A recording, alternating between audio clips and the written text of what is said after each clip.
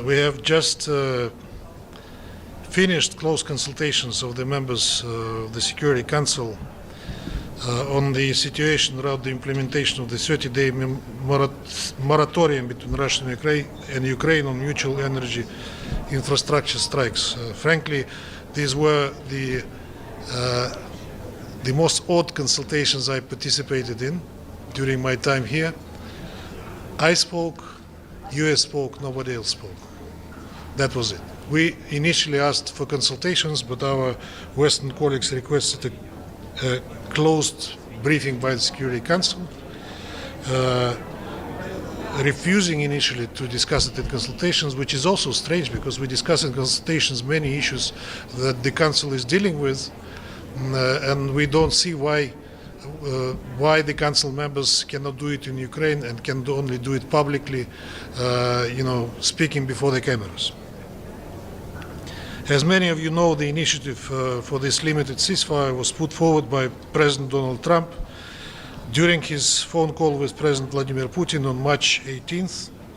Shortly thereafter, both sides agreed upon a list of specific facilities to be covered by the temporary moratorium. We supported this proposal and immediately issued orders to our military to comply.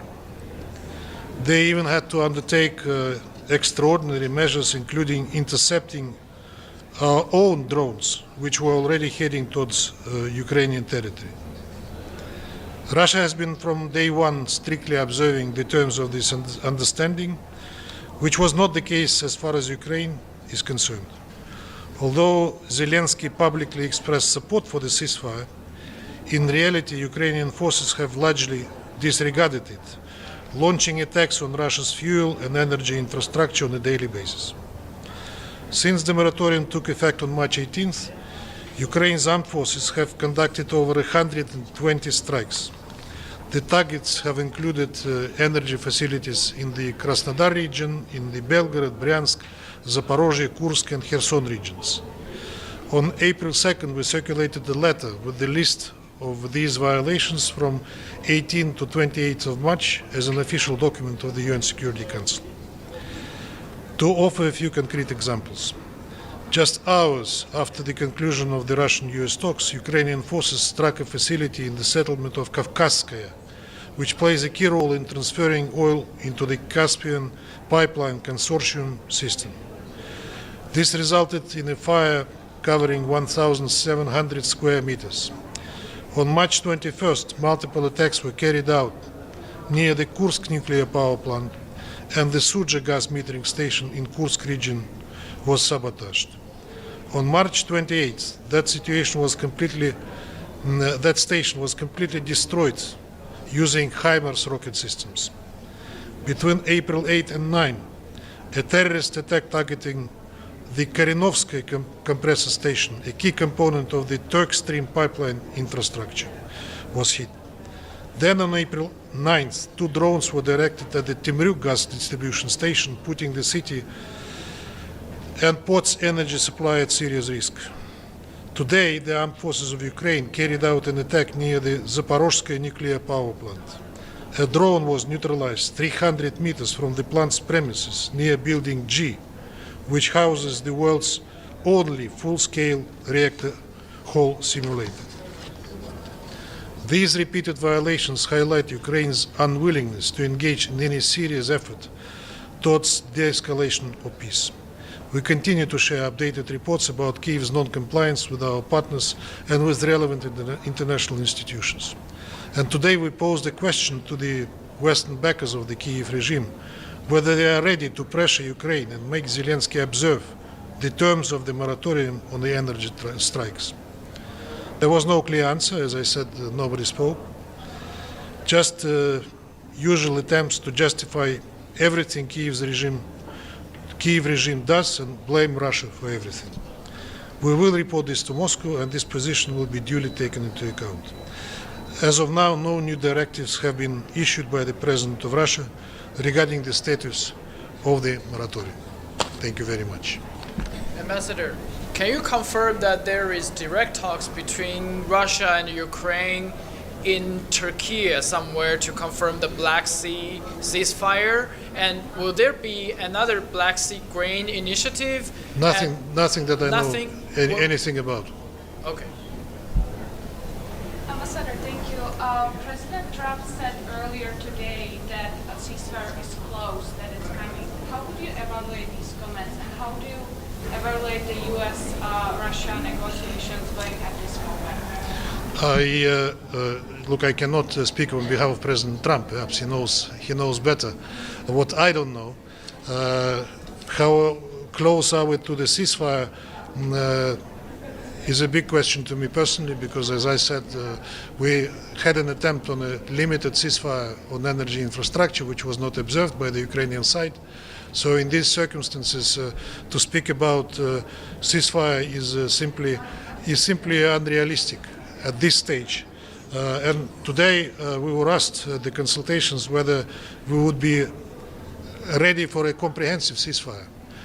We said that there are big issues with the comprehensive ceasefire, because we remember Minsk agreements, how they were misused and abused to prepare Ukraine for the confrontation, and they were completely in non-compliance with the Minsk agreements from day one.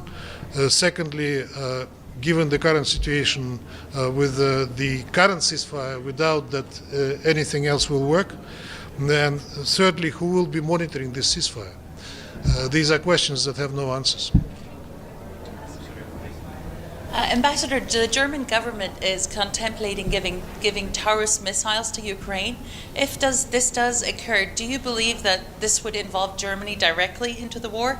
And if I have, it will. It will. If I may, just one more question.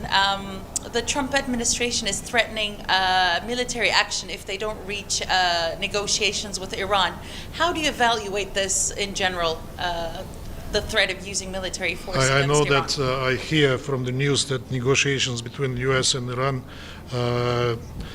are ongoing, and we hear from the White House that the preferred option for President Trump is to reach a solution, a political solution on it. Hope that will be the case. Could you elaborate a little bit on Germany being involved with these Yes, missiles? if Germany is involved one way or the other. NATO is involved in this conflict. We said it openly. I mean, they are waging a war against Russia with the help of their proxies. If they supply Taurus, that will be another step in the direction of escalation. Mr. Ambassador, on the topic of Iran, would Russia be open to taking Iran's uranium stockpile as part of the negotiations between the U.S. and Iran? What do you mean? The 60% uranium stockpile, like Russia did during the JCPOA, would Russia be willing to accept that as part of the negotiations between? Iran exports the nuclear fuel that has been utilized to Russia a long time. It was within the JCPOA package.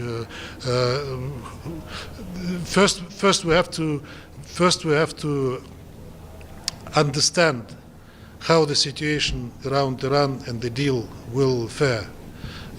Hopefully, as I said, it will be a political solution on acceptable terms to both sides. Iran has its own interests, including in the peaceful nuclear development, as they say all the time, and they have the full right for it.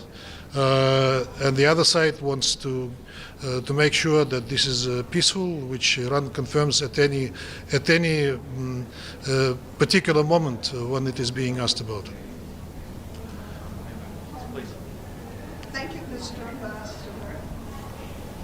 Always nice to see you. Somebody wanted. Yeah, you're speaking. Yeah, of course.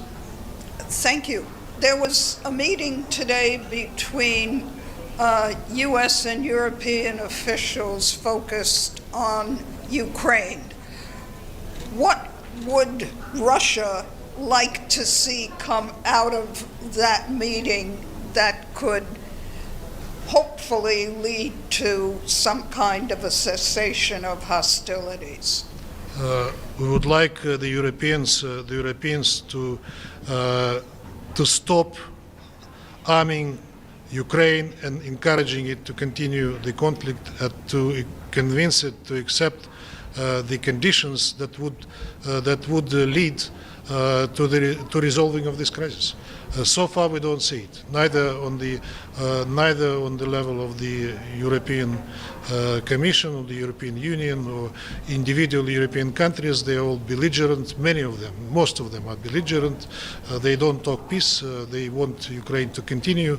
Where it will lead Ukraine, they don't care, I'm afraid, because it leads it to an abyss. And if that happened, would Russia immediately halt its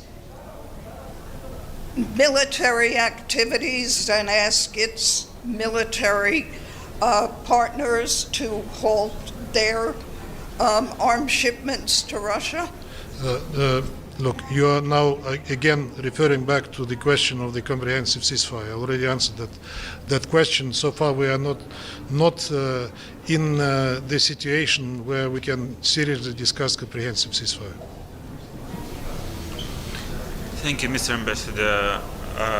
Do you think that any ceasefire that could be reached between Russia and Ukraine should be supported by Security Council product, for example, a resolution? Let's see. We have one resolution that calls for ending the conflict, which was adopted at the initiative of the United States. What will be necessary if we reach any kind of agreement, we'll see in the Council. That all depends on what will be the terms of the eventual ceasefire and what will be the language of the product to which you are referring. Thank you very much. Ambassador, last question. Can you please give us any update about the Russia's presence in Syria? If the Russia's troop is still in Syria, and can you tell us, is there any dialogue between Russia and transitional government in Syria? There is a dialogue between Russia and transitional government. You know that our special envoy visited Syria. Our president spoke to the transitional leader.